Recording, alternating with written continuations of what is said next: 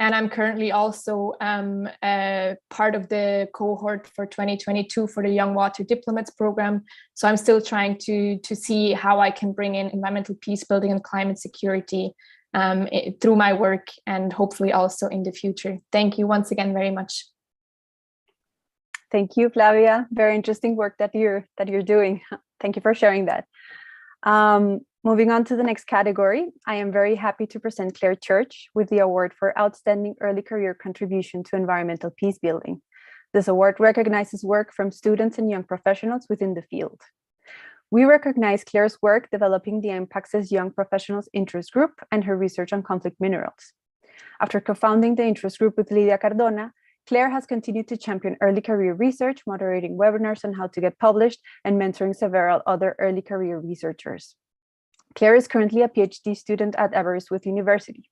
Before beginning her doctoral studies, Claire also worked as a policy analyst at the International Institute for Sustainable Development. During her time there, Claire co-authored a report with Alec Crawford on green conflict minerals, the fuels of conflict in the transition to a low-carbon economy, building awareness about the environment conflict cooperation nexus. Congratulations, Claire. Where are you at the moment? Thank you so much. I'm calling in from Wales, although this work that I had done was initially in Canada, where I'm from. But thank you so much. It's honestly a huge honor, but also a real surprise. Networking and working with other young professionals within the environmental peace building field was really a highlight of that work, and I'm really thankful for that opportunity. And definitely too, I do want to say, when I'm reflecting on this award, I have to shout out Lidia Cardona, Clara Summers, and Amanda King, who all respectively worked really hard on developing the Young Professionals Interest Group. And I definitely extend this award to them as well, because it's only through kind of us working together and really mentoring each other that the group has been able to reach more and more people each year. I attended last night's panel that the young professionals were hosting, and it was really inspiring and nice to see. So yeah, no, I just mean, it was a great surprise, but also a wonderful moment to reflect, because I'm not in the field as much anymore. Whereas, as you say, I was working with the International Institutes for Sustainable Development. Now I'm completing a PhD in history, so I've done a little bit of a shift, but that said, the lessons that I've learned at ISD and with EnPAx have absolutely been instrumental moving forward. And so I'm really grateful for this opportunity. Thanks, Claire. We're really grateful for your work for the Environmental Peacebuilding Association and also for the next generation of environmental peace builders. Okay, for the next award, the award for enhancing the environmental peacebuilding knowledge base, I am very, very pleased to announce two outstanding recipients, Tobias Ide and Mackenzie Jensen. This award recognizes contributions that have made a significant impact in the field of environmental peacebuilding. These may be published works or great literature, from refereed papers to project reports. Tobias is a lecturer in politics and policy at Murdoch University in Australia. He has published extensively in journals such as Global Environmental Politics, International Affairs, the Journal of Peace Research, and Political Geography. He has also consulted on environmental security issues for the German Federal Parliament, the German Foreign Ministry, the US Agency for International Development, and the Governor of Western Australia. The association especially recognizes Tobias's 2020 article in World Development on the dark side of environmental peacebuilding, which challenged the environmental peacebuilding community to reflect more critically on our own work, positionality, and impacts. The association also notes Tobias's leadership in editing a special issue of International Affairs on environmental peacebuilding and developing a new program of study in environment, conflict, and security. Mackenzie is assistant professor of natural resources and environmental sciences at the University of Illinois at Urbana-Champaign.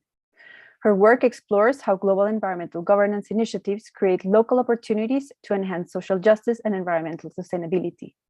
She has previously worked for the Wildlife Conservation Society in Kabul, Afghanistan, and published in journals such as Conservation and Society and Global Environmental Change. The Knowledge Base Award is granted especially for her recent review of intrastate environmental peacebuilding, published in World Development and co-authored with Luz Ángela Rodriguez and Manuela Quijano Hoyos. The review emphasized the need to consider mixed evidence about natural resource management in peace and conflict outcomes while showcasing capabilities and integration as particularly important contributors to successful peace processes. The association further appreciates Mackenzie's current work, encouraging attention to a variety of peace and conflict contexts through examination of community justice, energy policy, and pipeline development in the United States. Congratulations to Tobias and Mackenzie for your awards.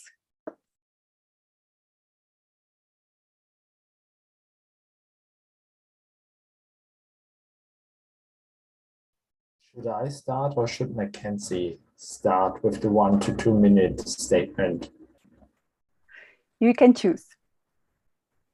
I can choose. Okay, then as I'm already unmuted, then I speak. So actually, the award is actually there. It arrived with the post 6 hours ago. Very well.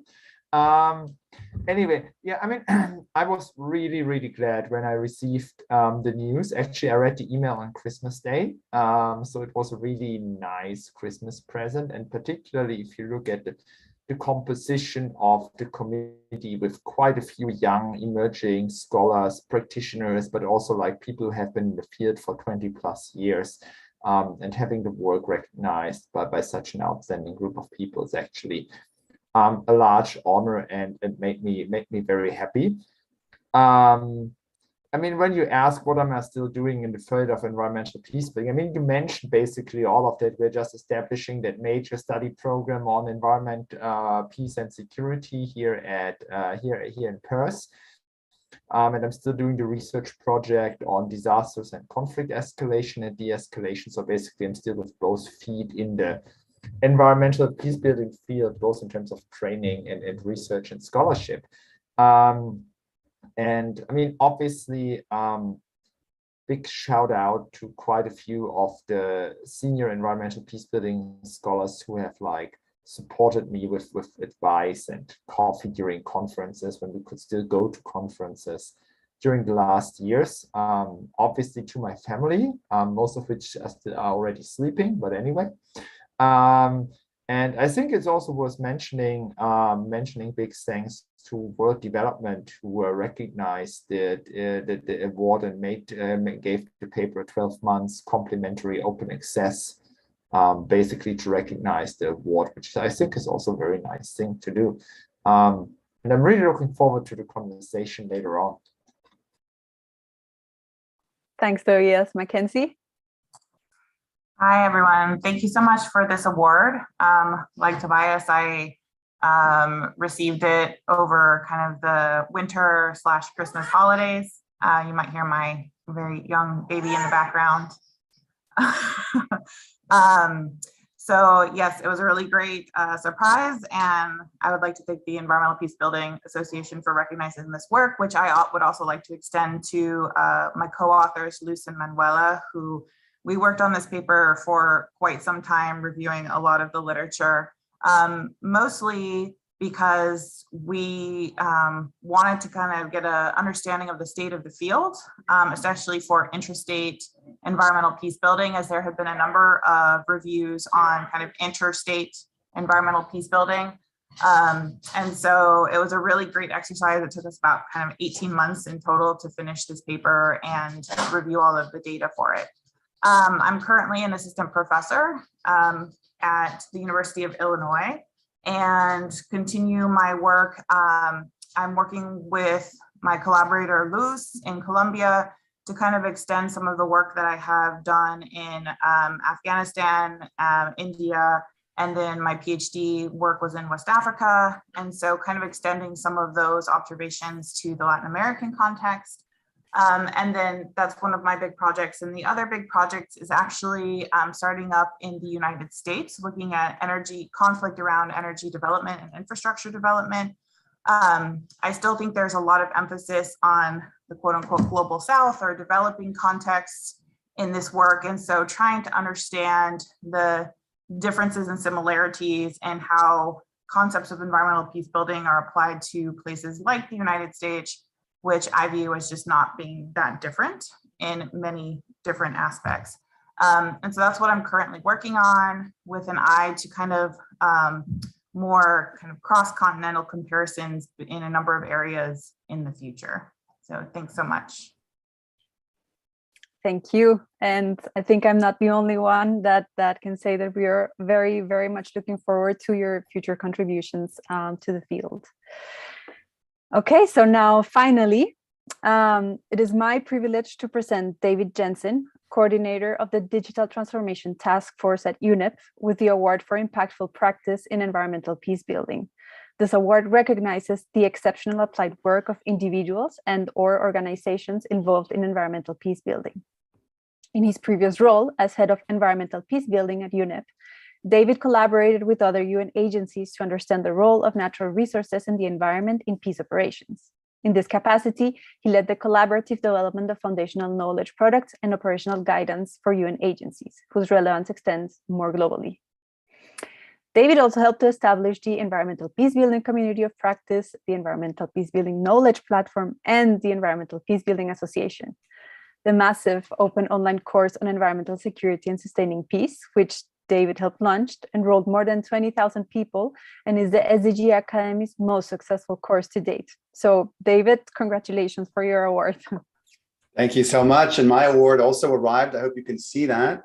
There it is right there. We're having some trouble with the background. You know, as was said, this was announced on Christmas morning. Huge honor, really, really humbling. But this award needs to be shared with many people inside UNEP.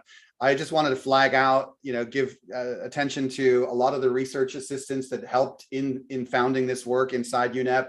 We've got about 30 colleagues in Geneva that need specific recognition. My boss at the time, Henrik Slotte, my other boss, Pekka Haavisto, all need recognition.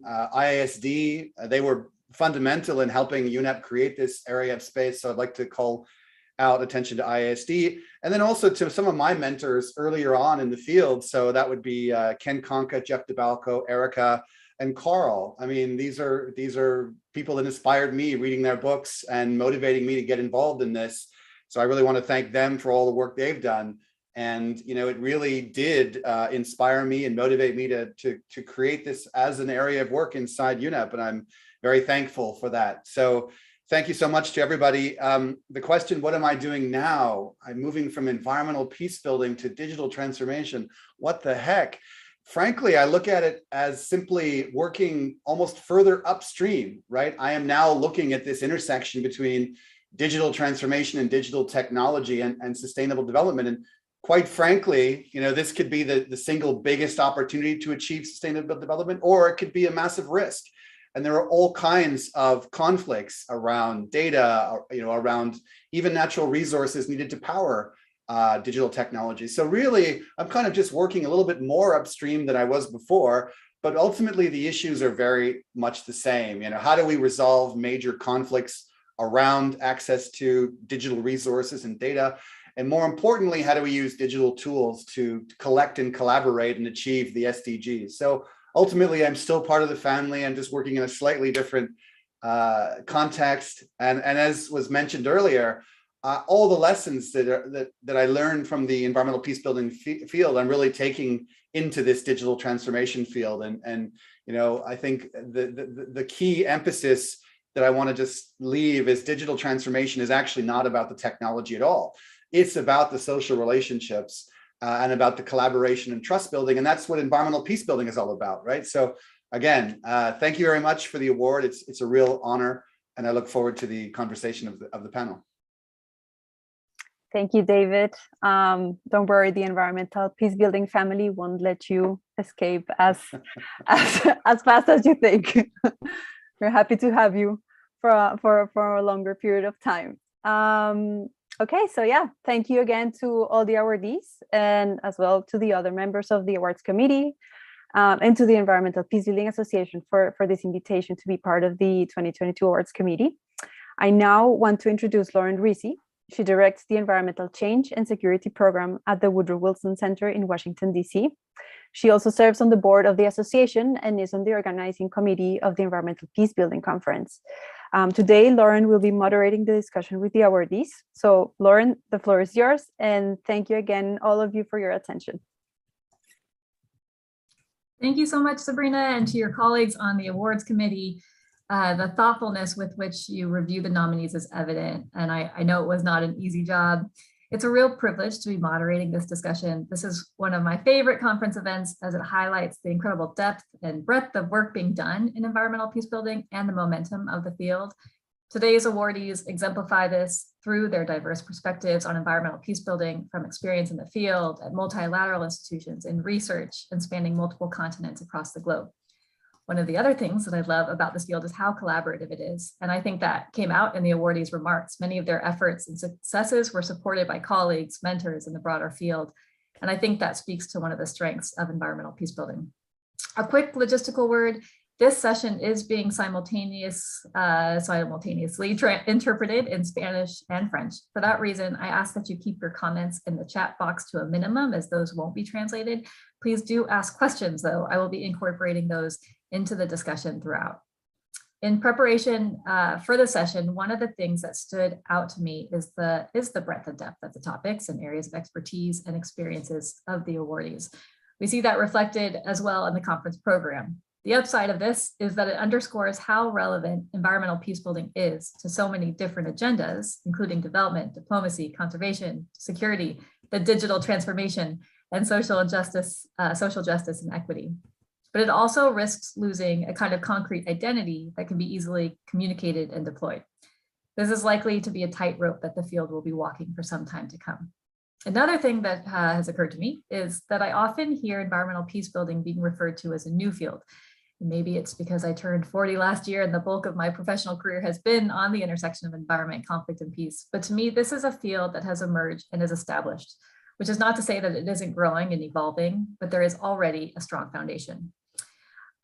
David, with a couple of decades under your belt and as someone who has really helped to lead the development and shaping of environmental peace building from a core multilateral institution, you must have some lessons learned. Are there things that you wish you had done differently or would do differently today with what you now know? And I'd also like to hear the things that you got right and you feel good about. Thank you so much.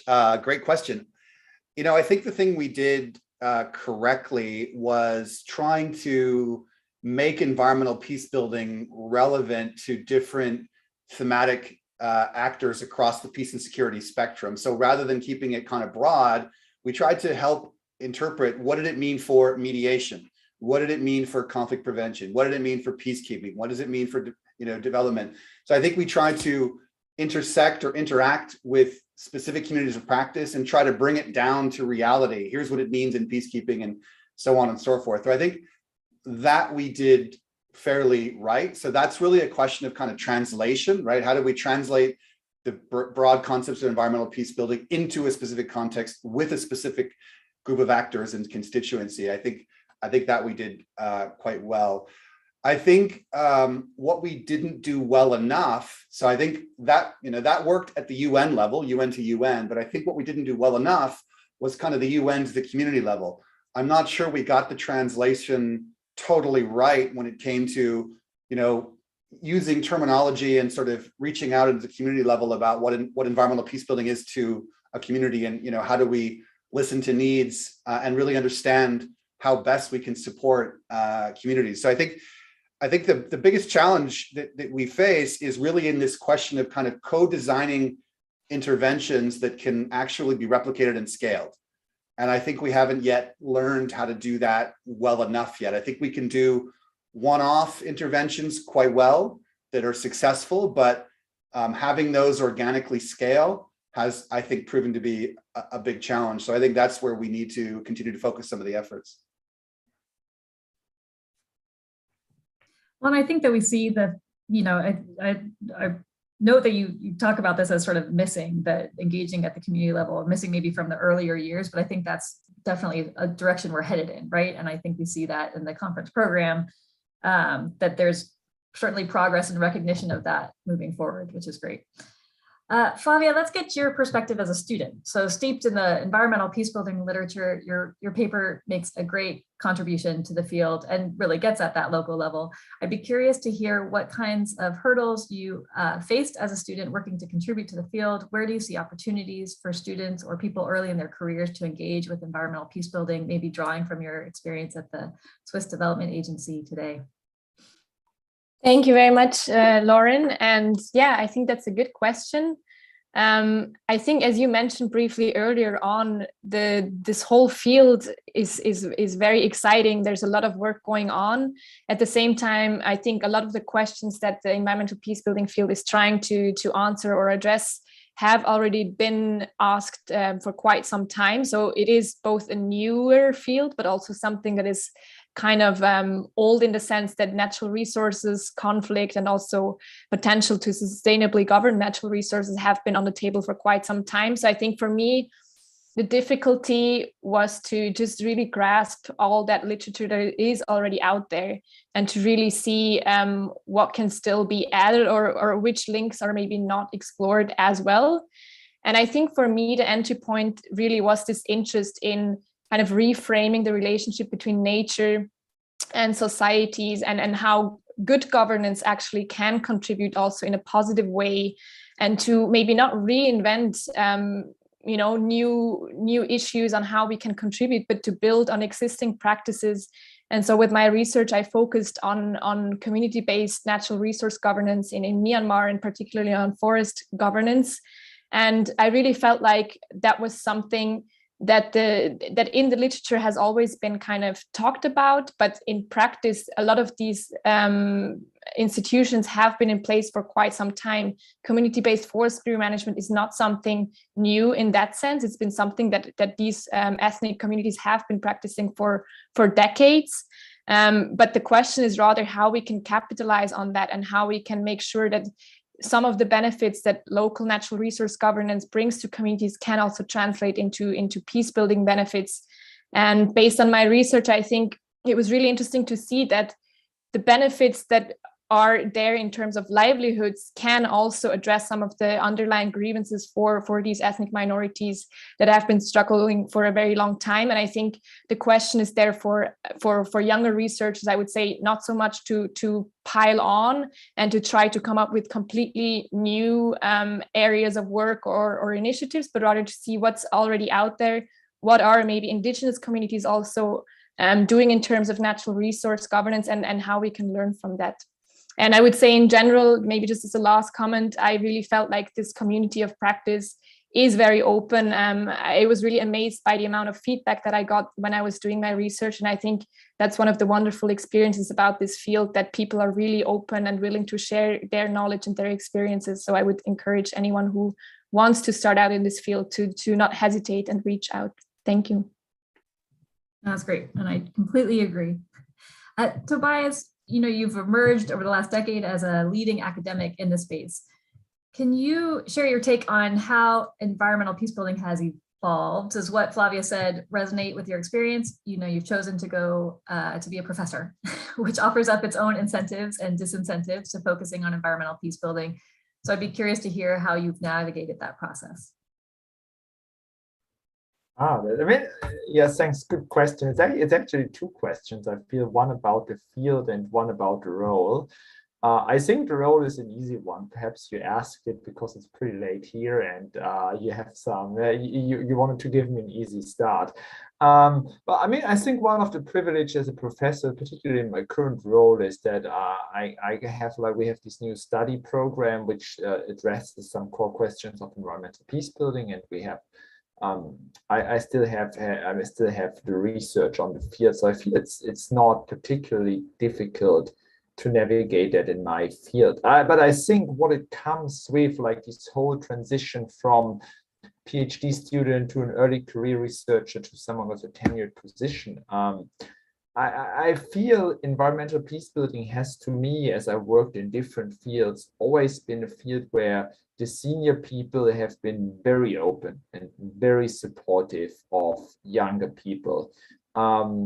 And where some of the large differences between theories or research findings or methods that is characteristic of other fields have largely been absent, which I think helped me a lot in developing my research on the field, but I think on the other hand creates also an obligation for me and other great emerging researchers working on the topic to pass that on and work with the next generation and be as open as supportive to the next generation as people like Ken or Erica or David or Jeff, or like I can name Salem, like 20 names like have been to me and to others.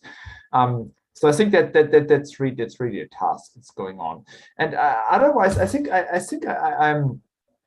I really liked Flavia's comment when she said that when it comes to the evolution of the field, I feel in the early years there has been a lot of attention to these transnational environmental corporations, sort of high politics, international relations. And I think in recent years there has been increasing realization that environmental peace building is something that's also increasingly going on the very local level, being that community-based resource management in Myanmar or in Colombia, or local water corporation in Afghanistan or Yemen, or local land forest management in Timor-Leste, which also contributes to peace building. It's something we need to recognize and to learn from. And I think that that's like one of the really exciting areas of future research that has been developing recently.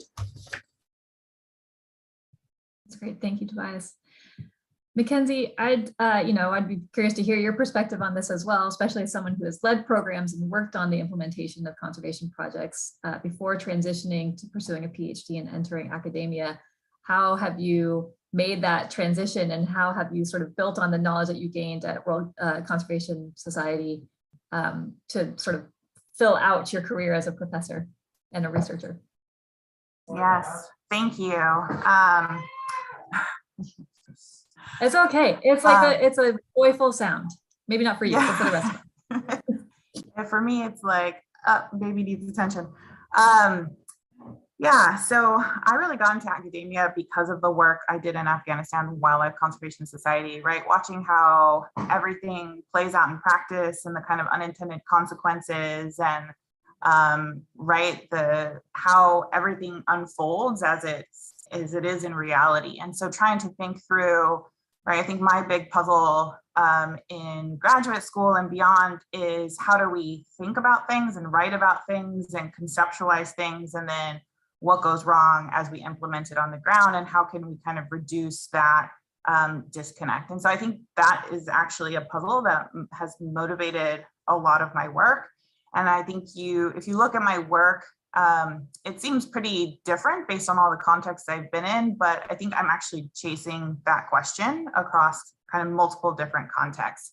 And so I think the thing that I can say that I've been surprised about is, right, as I was interviewing for this position at Illinois, I really thought of myself as an environmental security scholar, someone who worked at the nexus of kind of environment and conflict. And it was actually an environmental justice position that I was interviewing for. And everyone who was interviewing me was thinking about me in terms of environmental justice, which I thought was really interesting. And so I think that's kind of, and I think you see this generally in the field as it continues to evolve, this kind of more justice and rights rhetoric that are kind of being integrated as, right, we see this kind of separation between security, peace, and justice as probably much less than right it was before. And so I think in terms of the field and in terms of trying to answer and kind of reduce this disconnect between concept and practice, I think justice has really been a concept that has helped fill that in for me. And so I think a lot of my work has turned towards understanding, especially at different scales, how people understand connections between environment, peace, and conflict, right? And a lot of these have to deal with capabilities and justice, and trying to think about those kinds of different, how people navigate that can possibly help towards kind of reducing this disconnect between what happens on the ground and what we think about in kind of theory and in concept. That's great, Mackenzie. And I think it really aligns with what we've been thinking about at the Wilson Center, which is, that we understand that if you don't have environmental considerations as part of the equation with conflict and peace, you're missing a big piece of the puzzle. But the same can be said about justice and equity, right? If that's not part of the discussion and centered in approaches, it definitely won't be a sustainable way forward. Claire, you played an important role in the launch of the Young Professionals Interest Group, and I know you worked closely with my colleague Amanda King and you've contributed this great analysis to the field. I'd be curious to know how you're taking forward what you learned as a young professional in the environmental peace building space to your work at Aberystwyth. I have to say, I was a history major in undergrad, and I think history in some ways, there's like a lot of, you have to be connecting different ideas and sectors and communities and thinking in a really integrated way, right? So in some ways, environmental peace building can set you up for that deep kind of research as well. But I'd be curious to hear from you, your perspective. Yeah, honestly, no, I was just gonna speak on that. That was gonna be the first thing I said, was just that. Sorry, take it away. Just yeah, no. This was the perfect like leeway. But I mean, yeah, what I was gonna say was just one of the things that I'm definitely bringing forward is just essentially how interdisciplinary the environmental peace building world is, and I think it's something that the environmental peace building world does naturally, is bring these fields together that are not always, that are often studied separately, but bringing them together. And so I think kind of recognizing these linkages and these connections is so important, and definitely paramount to any success in this movement going forward. And yeah, no, I mean, right now I'm looking at war and gender, but from a historical perspective, whereas I was kind of looking at it from a present day perspective. So there are certainly links, but that recognition of the role of gender that it plays in that, this is definitely something I got from the environmental peace building world, and something that I've really kind of clung on to, and that's definitely something I'm bringing forward. And again, it's something that the environmental peace building world recognizes, is that like the importance of gender and intersectionality. And that's sort of something I've been running with quite a bit right now with my PhD. I think the other thing too that I definitely want to bring up is the idea of collaborating horizontally, which is not a term I've coined. It's actually from Issa Rae, but I just mean to say with the Young Professional Interest Group, obviously there was a huge focus on mentorship and essentially networking vertically with, senior researchers and senior professionals, and that was super important. But I think something I really valued with the Young Professional Interest Group was this idea of networking between the other young professionals, sort of in that horizontal way, but the idea that you're communicating with people who are in a similar career stage as you, you're working with them, you're giving each other advice, you're sharing opportunities with one another. And I think it's often something that we bypass when we're looking at young professionals, but ultimately it's just so valuable, and something that I know I'm definitely carrying into academia and kind of forcing all the other PhD students to do with me. But it's sort of this recognition that, we all have imposter syndrome. It's just a reality. But ultimately we do have kind of interesting qualifications and really new innovative ideas, and talking with one another about it can be really important, and there's a lot of potential there. So yeah, no, I think that's also something I'm hoping I'm bringing forward and not annoying all the other PhD students too much about. No, I think that's a really good point. I mean, and this is sort of, you're developing relationships with a cohort of people that you can support each other throughout your entire career, right? And so it's absolutely valuable to develop those connections and support networks horizontally, as you say, and whether or not you all stay in the same field, having people who know where you came from and know what your interests are, and can give you, like, pats on the back when you need it. Is incredibly valuable. And I think, then I'm going to be moderating a panel after this, the looking back and moving forward with some of the folks that David and others have mentioned, who are sort of giants in this field, right? And they all sort of came up together, and they're all friends and supportive of one another. And I think that everybody needs that. And so starting early in your career is a great way. And being the instigator of that, Claire, is wonderful. So they're lucky to have you. There is a question in the chat for Mackenzie from Claire Summers. So Mackenzie, she's asking about the hearing more about the overlaps and differences between environmental justice and environmental peace building concepts, which I'm also curious to hear from you about, and how you apply principles of environmental peace building in the US context, and how is that similar or different to the work she has done in other countries. So I have kind of two different questions. One's about applying environmental justice and environmental peace building together as concepts, but then also I think it's really interesting to be, we tend to differentiate domestically focused and internationally focused work, and really like the lines are quite blurry, right? And it can strengthen both angles when you are paying attention to international lessons and applying them to the US context or whatever country context. So if you could take a minute to address those two questions, and then I'll open it to see if anybody else wants to respond as well. Yeah, thank you. So there's a lot of overlap, and I tend to use kind of a human security and human capabilities lens in a lot of my work.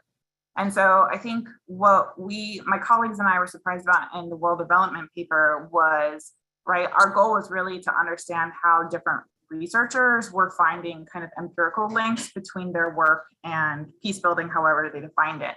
And so a lot of people defined, quote unquote, building peace in terms of justice dimensions. And so we saw justice, right, as that concept is contextualized in different contexts, as kind of a bridgeway to building peace. So most of our authors that we reviewed in the world development piece felt that this kind of overall concept of peace building had been achieved or in some form or successful if some sort of justice dimensions were addressed. And so that, right, to us signaled that there's this really important underlying causal mechanism between realizing justice, especially at the very kind of local community level, and kind of attaining some sort of peace outcome or peace building outcome.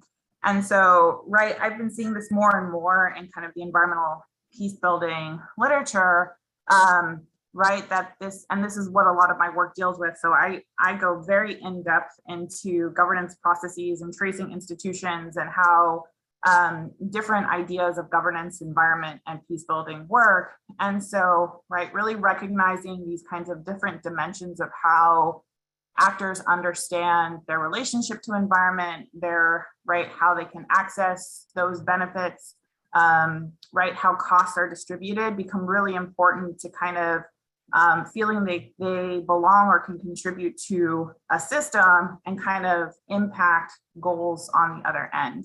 And so a lot of this work I've been applying in the context of the US, right, because I'm really motivated by the idea that there's just not that much of a difference between what scholars have historically studied as the global South and kind of developing contexts. And right, I've still even heard kind of echoes of this in some of the panels that, right, oh, this really bad governance is happening in those global South countries. And right, they, there's still the inability to manage resources in a way that contributes to peace.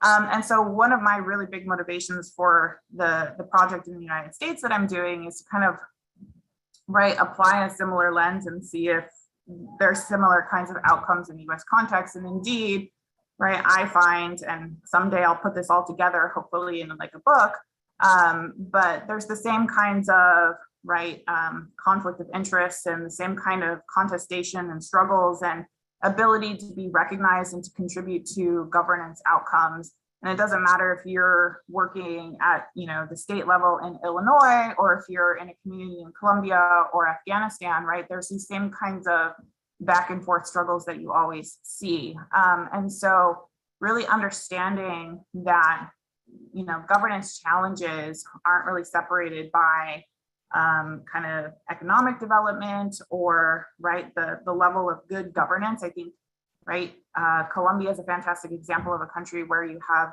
really, really excellent institutions, very progressive, and still kind of get these outcomes that are really counterintuitive to what's on the books. And so trying to, right, understand how that happens across a variety of contexts. And I think that's what my work in the United States is really trying to do, is in a so-called, right, country that has kind of advanced environmental institutions and laws, and why do we still see these kinds of outcomes around, right? So right now I'm kind of tracing the Dakota Access Pipeline.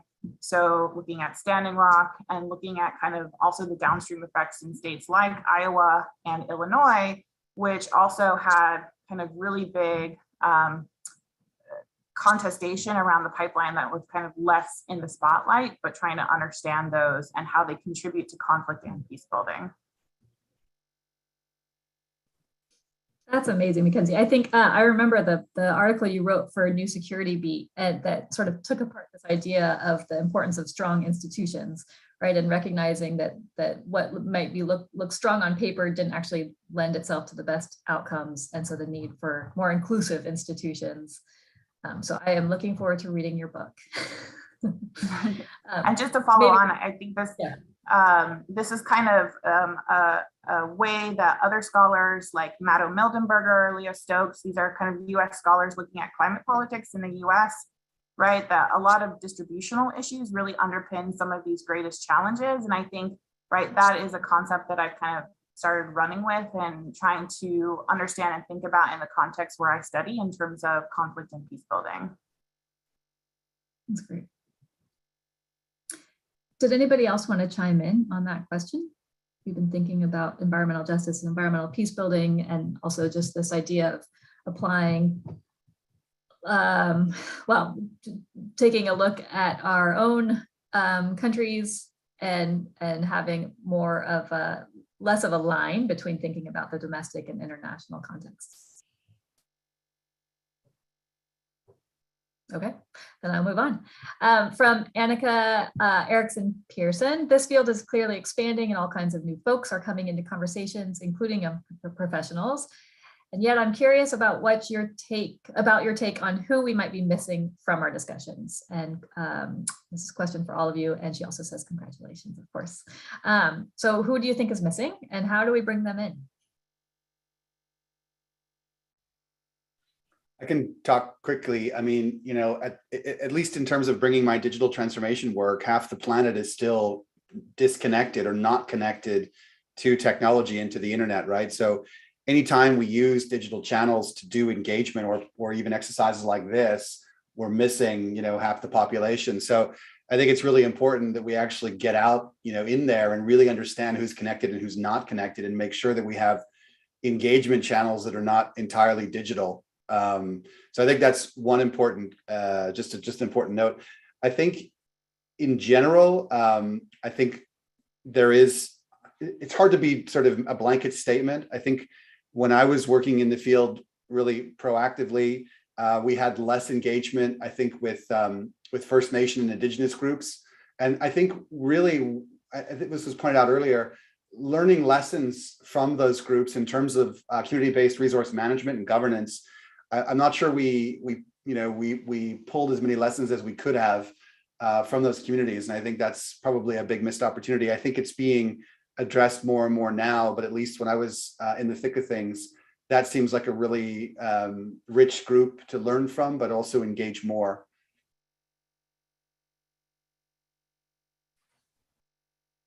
Thanks, David. Does anybody else? Go ahead. Sorry, Lauren. Go. I think from an academic perspective, and I think that resonates a bit what Flavia and Mackenzie mentioned earlier on. I mean, the thing with environmental peace building is that a lot of work that provides very rich insights on environmental peace building academically or semi-academically does not actually speak to or engage with the environmental peace building literature. So you find, for instance, these climate conflict studies, which find that during drought, conflict is more likely because communities cooperate. Then there's no reference to the environmental peace building literature. Also, I mean, it's such a clear case of potential cross-fertilization. It's similar with economic studies about local level resource cooperation, a lot of stuff in environmental sociology. So I feel if we talk about we as a field of environmental peace building, I feel it would be just so great if we could, and I mean, of course, there's always a risk of getting the field too broad and getting vague borders and everything, but I still would argue that it's such an engaging and powerful field, and there's so much evidence there that that is just hard to detect because it's not labeled as environmental peace building. And there's so many threads of discussion that could benefit from what people do in environmental peace building. And I feel this cross-fertilization across academic silos is really a task for the next years to achieve. And I think that also answers Janet's question, which is next in the chat, about what we should do to help further EnPAx goals. So I try to address that as well. Thank you. Yeah, I'm going to come back to that question, I think, as the last question. So you can all be thinking about a response to that too. The one piece of advice you would give to the community to help further our EnPAx goals. I think that's a really good point, Tobias. And in some ways, it's just sort of ensuring that how we talk about environmental peace building conveys that there is this established field and this established body of literature, and connecting people who aren't already connected to it, right? And going back to what David said about sort of meeting people where they're at and where their priorities are and connecting the issues is just going to be, I think, an ongoing job for all of us. From Paivi Luala, congratulations. A lot of the discourse in the field seems to center around participatory and inclusive research and practices, which is good. But what kind of role do you see for more quantitative research and methodologies in the field? Is it appreciated? Should it be encouraged? Anybody want to try Go ahead, to answer this? Yeah, hi, Paivi, how are you?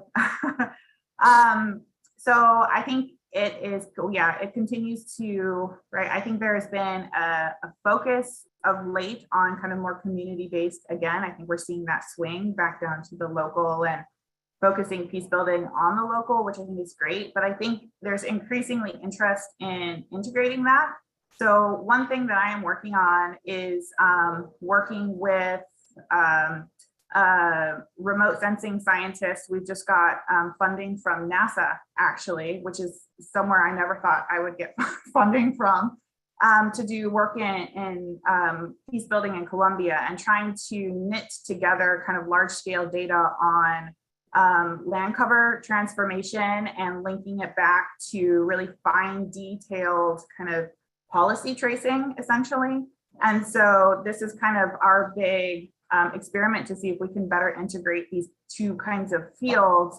And I definitely need collaborators to do this kind of work because I don't do big quantitative studies, but it'll be really interesting to see how we kind of fit these things together and kind of trying to marry the very micro level detailed processes, which is normally what I do, with kind of his overarching, right? I take pictures from literally really high up and analyze all of this like data.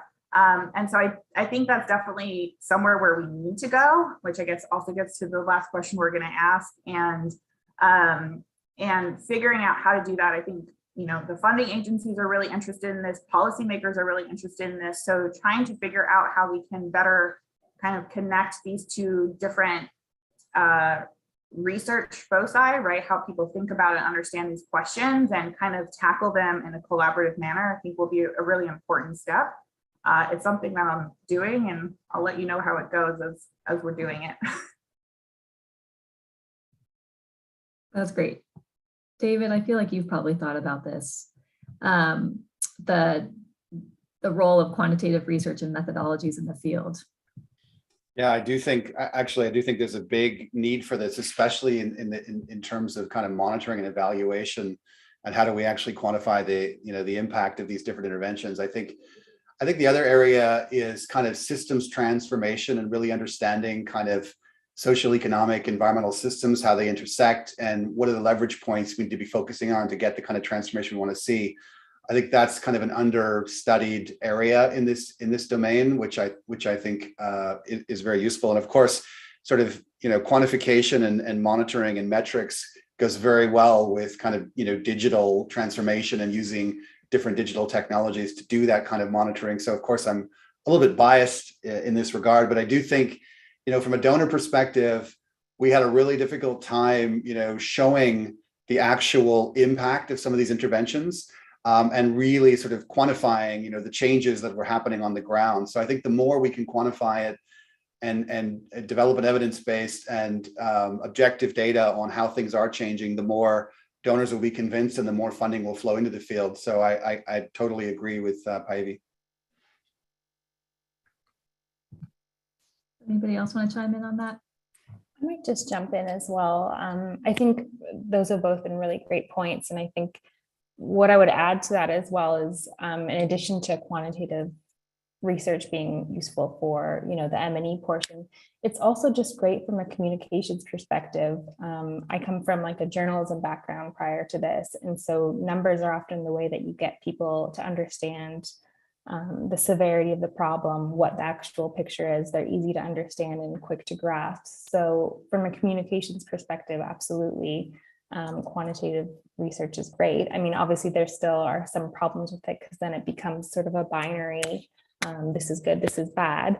But at the same time, I know on the report that I worked on without Crawford, the green complex minerals, we developed a map that overlaid mineral reserves for key minerals for the green energy transition with fragility indicators, which was ultimately a very quantitative project, and it created this visualization. And I know that's what people were most interested in seeing, and that's what kind of drew them into the project. And then we would start to contextualize it with all this qualitative data.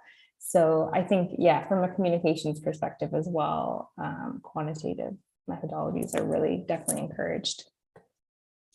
Claire, that map was shown at the blind spots session yesterday, and it's a great, it is a great visual. So bravo on that to both you and Alec. That ties in great to a next question by Jennifer Grossman Fernandez. She talks about how, you've laid out very well how the field is bridging silos among different communities of practice, but how do we translate our findings to policymakers, especially during this time of political interest in climate security? So how do you make sure that that climate security conversation is balanced with this idea of the importance and opportunities of cooperating over natural resources and environmental cooperation? So I think Claire that was a good first answer to that question. David, back to you. I think it connects back to what we were just talking about. One of the key things that we didn't do very well, at least when I was focusing on this, was that final communication to policymaker piece. And I think we did a lot of communicating by very long kind of policy pieces and reports, but what we lacked were the visuals, right? We lacked the visualization of the risks or visualization of the opportunities in a very intuitive and kind of easy way to understand. And we lacked kind of a very simple narrative in terms of where are the key priorities for action on the basis of those visualizations. So I think I see more and more visualizations coming into play, and I think that is a hugely powerful tool to convince policymakers to take specific actions. So I would definitely encourage just more visualization and a bit more simplicity. I think we get caught up in the complexity of it often, and it's very hard to communicate complexity to a policymaker, and we have to be comfortable taking shortcuts, unfortunately, in trying to prioritize very specific actions that policymakers can take. So I think they go hand in hand with this question of quantification that was raised earlier. What about, so for those of you in academia,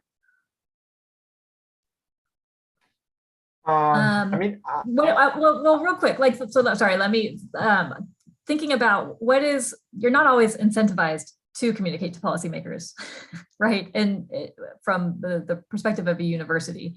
So I'd be curious to hear from you, Tobias and Mackenzie, about how you balance the needs to meet the requirements of a professor at a university with your broader interest in informing better policies.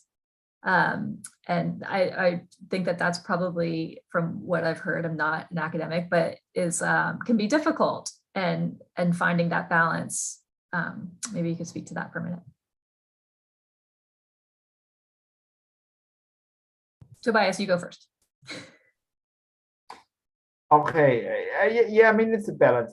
As an academic, you're basically supposed to publish in good journals and teach your students well, and engagement with policymakers is encouraged, but not really rewarded in the university system.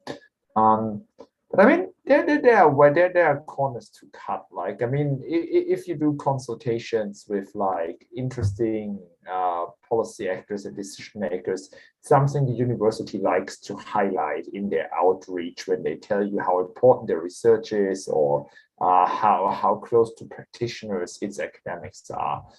So there are a few synergies. So there are a few synergies you can use, and actually my impression is, and I'm more often asked to talk to decision makers about climate change insecurity actually than about environmental peace building. And my impression is that policymakers have quite a bit of an interest in environmental peace building, because usually you tell them, well, climate change is increasing security risks or conflict risks, yes or no, but what to do about it. And when it comes to formulating specific solutions and suggestions, I think there's where environmental peace building is really strong and much more practice oriented.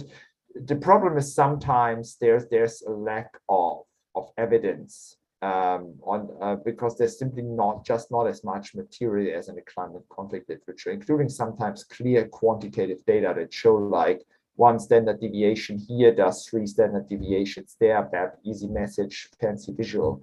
But I think just based on its potential and the interest I'm recognizing, environmental peace building has quite a lot to offer to policymakers. And that's something I can sell to my uni because they would like that. That's great. Well, and you're right. I think that there are entry points, right? Like climate security being one. So you start with the sort of laying out the challenges and then thinking about how to introduce environmental peace building as one tool in an expanding toolbox of solutions. Can I jump in on that? Sure, go ahead, Dave.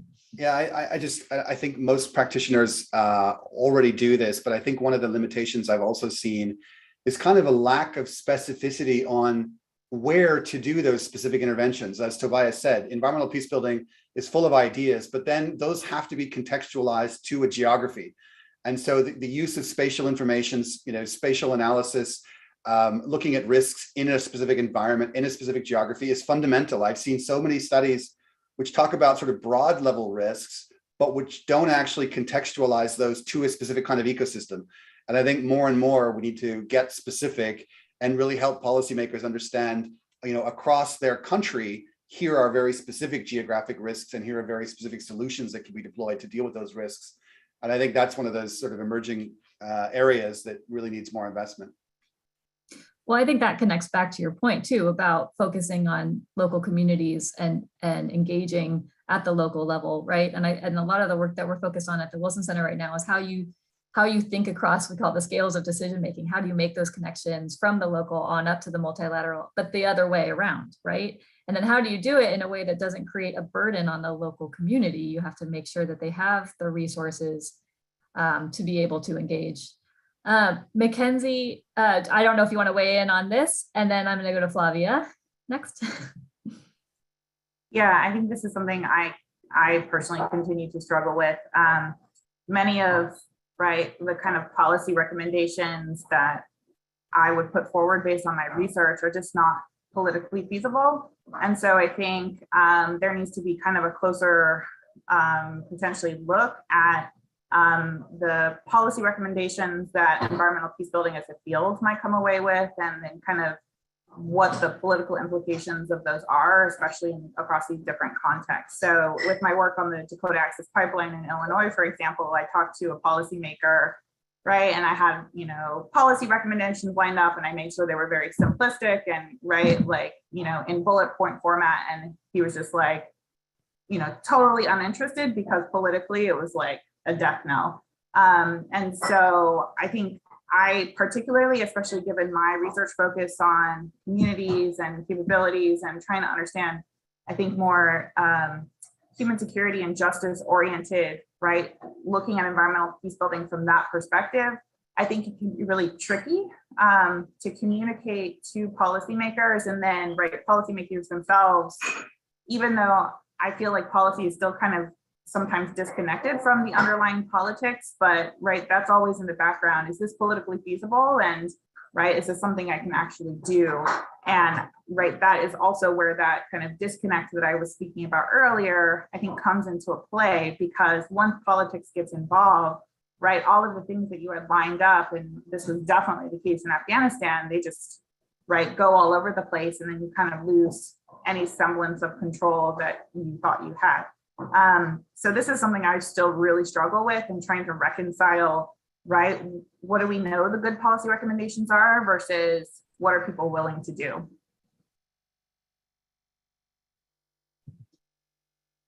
That's a pretty big, that's a fairly sizable gap, right? And so I think it comes into like, how do you change some of the entrenched systems and thinking, which is probably a longer game than the conversations that we have with policymakers on a daily basis, and goes back to that point about engaging with local communities and having a justice lens so that we can get to those sort of fundamental systematic changes. Flavia, so tell us a little bit about your work now and how you see, or if you see opportunities to bring in this sort of environmental peace building perspective, and if you've had any success in engaging with your colleagues and others on this topic. Yes, sure. Thank you so much. I think that's a really good question. So I really tried to bring some of the elements that I've been working on previously, also on climate security, into my current work. And I think for me, what was interesting is that, at least from my experience at the Swiss government, a lot of the awareness is already there, but it's maybe not labeled the same way. So, for example, Switzerland is already quite active on issues related to water security. They have a huge project on kind of on water governance, which kind of is environmental peace building par excellence, but it's not necessarily labeled as such. And I think with regards also to the previous questions related to how policymakers can be engaged more or better, I think sometimes it's more about just pointing out that the work that is being done is already contributing to this agenda, but maybe just not framed in such a way, or to scale up certain activities or adjust them in order to really also kind of bring out the peace building benefits. Because, for example, at least for the Swiss development cooperation, there is already this imperative that development projects and programs are conflict sensitive, and the aim is also to ensure that it's not just not doing any harm, but actually actively contributing to conflict transformation. So I think there are many, many links already there that could be really capitalized on. But the question is more, how do we actually bring about this change that people are actively integrating this as an objective and are aware of the synergies. But I think there's definitely room for improvement, but there's already a very solid foundation that can be built upon. Thanks. That's a great point. And it sounds like a good research project for somebody in academia. This is slightly in a different direction and ties into a question I wanted to ask Tobias about the dark side of environmental peace building. So you, in that research, you assessed case studies from around the world and pointed to what you call the 6 Ds, potential adverse effects of environmental peace building. I'll go through them quickly. Hopefully you can tell me if I get them any of them wrong, but depoliticization, I have a hard time with that word, displacement, discrimination, deterioration into conflict, delegitimization of the state, and degradation of the environment. I'd be curious to hear from you in the 2 years since the article was written. Do you have a sense of progress in addressing these potential pitfalls, or maybe at least a broader acknowledgement of the potential for unintended consequences? And then there's a question in the chat that I'll build on from that, which is the role of frontier technologies. This is from Janine Mitchell. The role of frontier technologies such as blockchain in environmental peace building and opportunities for more work there. She asks, can technology and big data actually be used to overcome some of the dark sides of environmental peace building by offering new granular insights? Sort of a big question, but starting with the, have you seen, I mean, it's 2 years is very short and it's been a tough 2 years, but if you've seen progress, and then thinking about the role of technology and if it can be used to address some of those pitfalls. And then also, how do we avoid some of the pitfalls of technology? Because there are some of those too. Yeah, I mean, the paper was published a few weeks before COVID hit. It earned me a nice award, so there's definitely that bit of impact. No, I mean, obviously, it feels a bit like bragging to say, yeah, obviously it has quite a big impact and everything. So perhaps I'm not the best person to judge that. But from my personal impression, yes. And I would say, I mean, there are two indicators. The first one, I have been in touch with some decision makers, like recently. Daniel Abrahams put me in touch with some people from USAID, and we talked about dark sides of environmental peace building. So, I mean, it's definitely something that is mentioned and I'm called upon and people ask me upon from practice. And I think the second thing is, and I mean, that was actually original intention of the paper, that I feel underlying a lot of the environmental peace building literature. And I'm not saying that's how a lot of authors intended, but that's how it's often read, is that there's this idea of, look, we can address environmental challenges and conflict-related challenges in the same way. And it's like, you have like a win-win-win-win-win situation.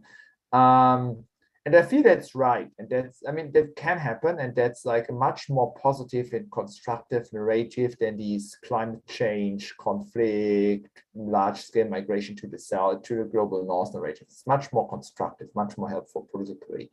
But I think something that can get lost in this narrative is that a lot of stuff that looks like environmental peace building or is labeled environmental peace building, or that we would actually conceive as environmental peace building, can have negative side effects. Not all of the time, perhaps not bigger than or not more important than the positive effects, but there's like this critical, and that's quite often cited and acknowledged since the paper is out. So I'd say yes, there is an increasing development.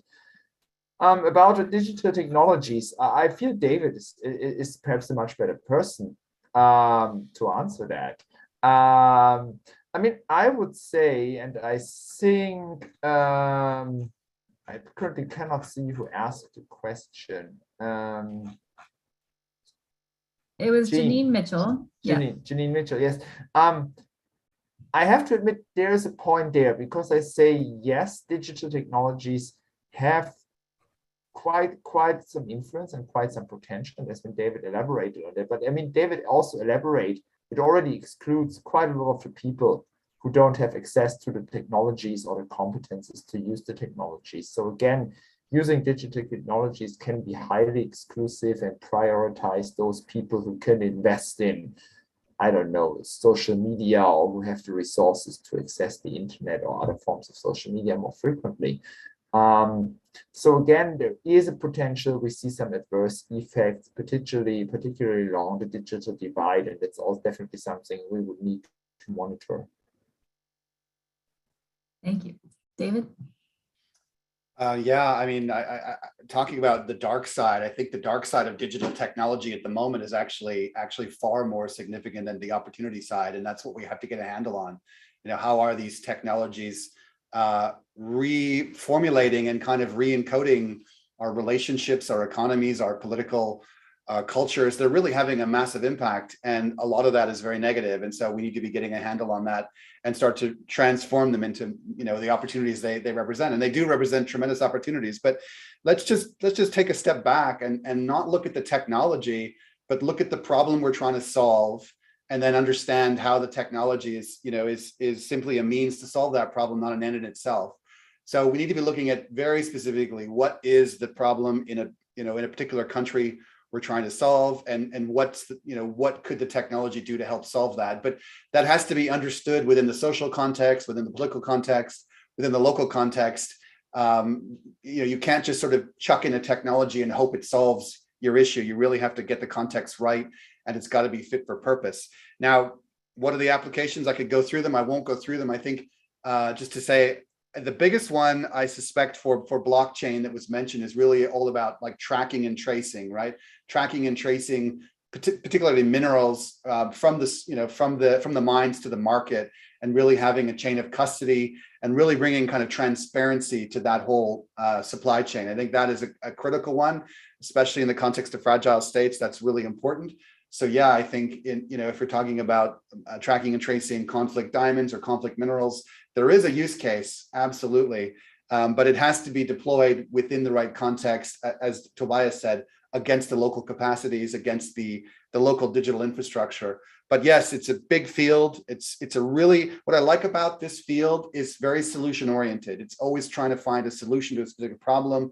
It's also very collaborative. I love the collaboration that happens in the tech field, and the narrative is a positive one. You know, we can use technology to make the world a better place if we get the dark side under control.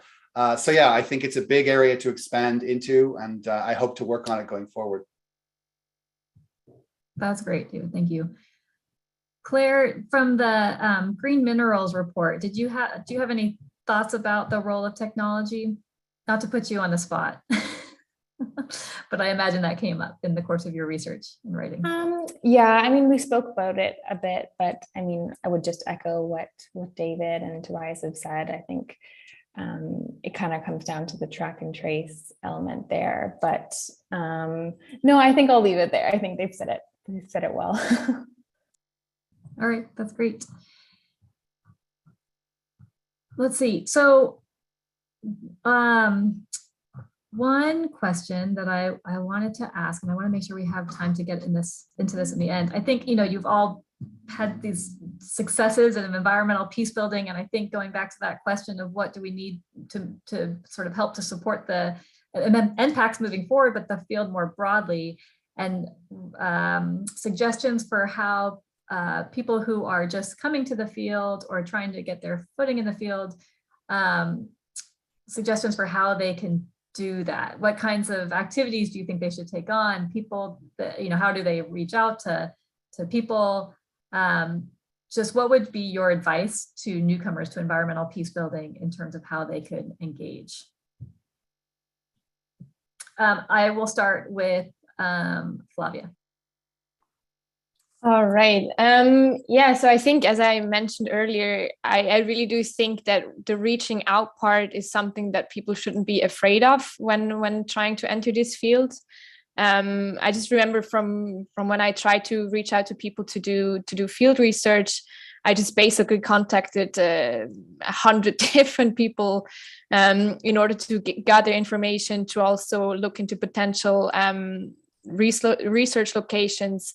And I think persistence is key. Of course, there are also going to be a couple of backslides where we might not make progress, but overall, I think from my experience, and I think others have mentioned this as well, the people working on environmental peace building or climate security, environmental security, justice more generally are very open and are very helpful. So I think it's just a matter of overcoming that fear of rejection and just reaching out. And I think then people are always going to be helpful and are trying to guide people that are coming new into this field.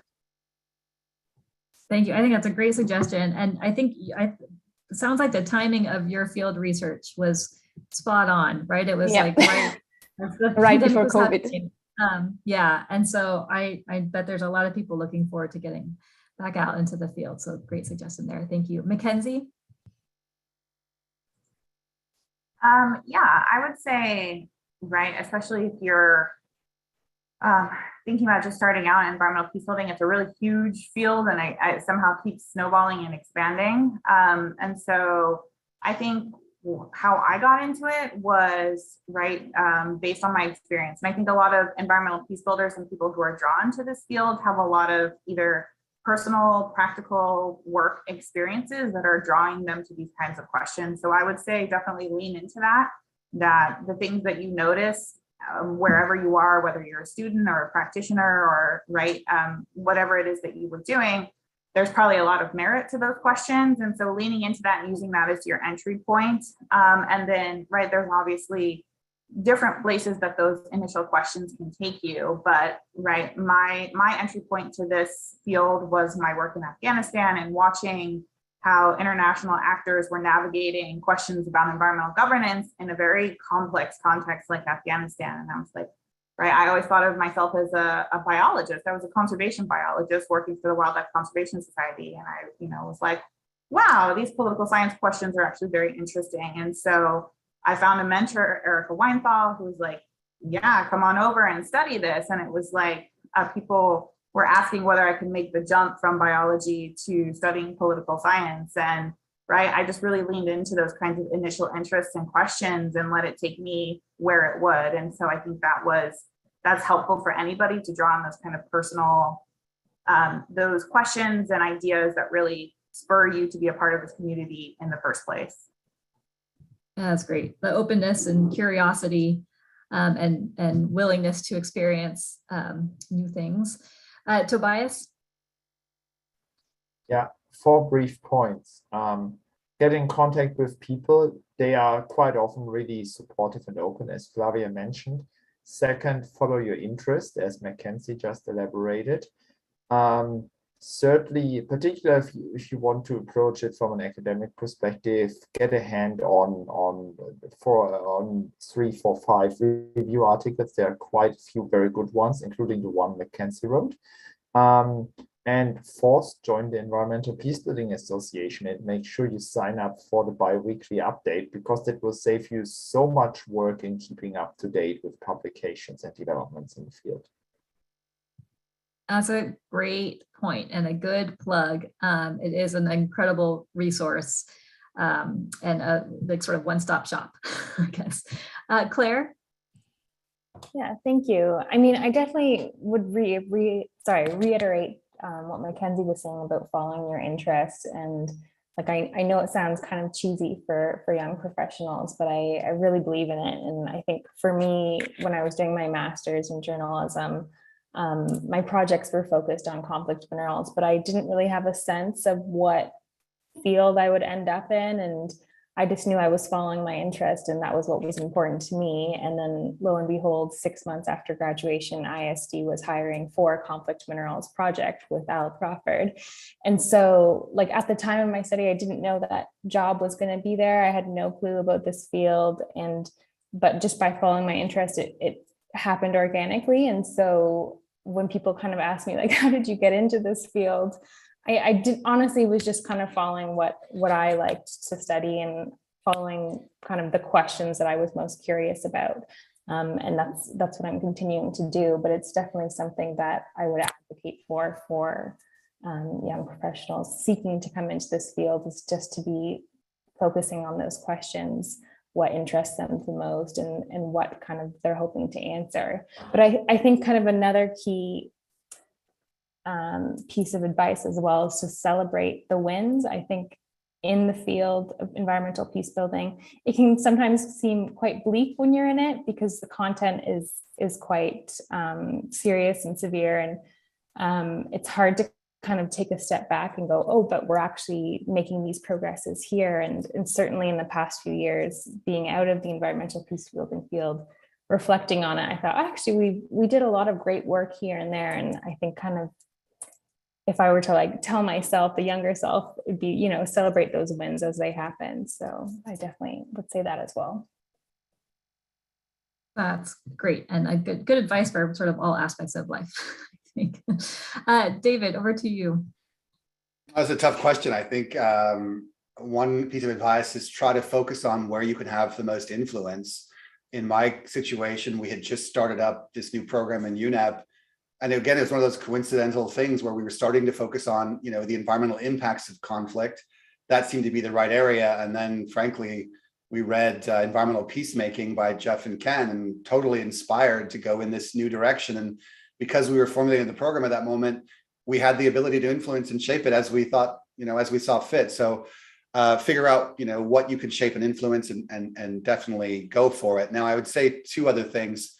Try to be as innovative as you can, right? Try to find a space where you can innovate and do something new, I think, and be willing to take the risk and be willing to embrace uncertainty. I mean, risk and uncertainty kind of go hand in hand with this field, and don't let them shut you down. I think definitely, you know, where there is high risk and where there is uncertainty is exactly where you should be working, almost, because that's where a lot of the field needs innovation. So yeah, look at those 3 variables and see, you know, what I agree with Claire, see what calls to you, and just go with your instinct, go with your gut. What interests you most is probably the right thing. The last thing I'll say is that be aware that the the older you get and the more experience you get, the more risk averse you become, because you know more and more about the limitations, and that kind of self-defeats innovation in a way. So, and that's one of the reasons in some ways I'm kind of moving to a new field, because it is so new. I know so little about the constraints. I can actually innovate once again, and I can sort of embrace uncertainty and risk again in a new field. So I think definitely those are my piece of advice. That's great advice. Sometimes you know you're doing the right thing when you're a little scared of it, I think. On that note, I will make a note that the lounge is open. So the social hour was great yesterday, and I think people wanted more of it. So I put the link in the chat box there for just networking and open discussion. David gave me a great plug for the panel starting in about 27 minutes on looking back and moving forward, 20 years of environmental peacemaking, which will look at the impact of Jeff and Ken Konka's book, but also with the lens towards what's changed and what do we need to be working on now. Congratulations to all of you. You're incredible. This was such a fun conversation, and I really appreciate you taking the time. The awards were well deserved, and we really appreciate your contributions to the field. And I know we're over time, so I will end there. Thank you very much. Goodbye. Thank you, Lauren. Thanks a lot, Lauren, for the awesome moderation. Thank you very much.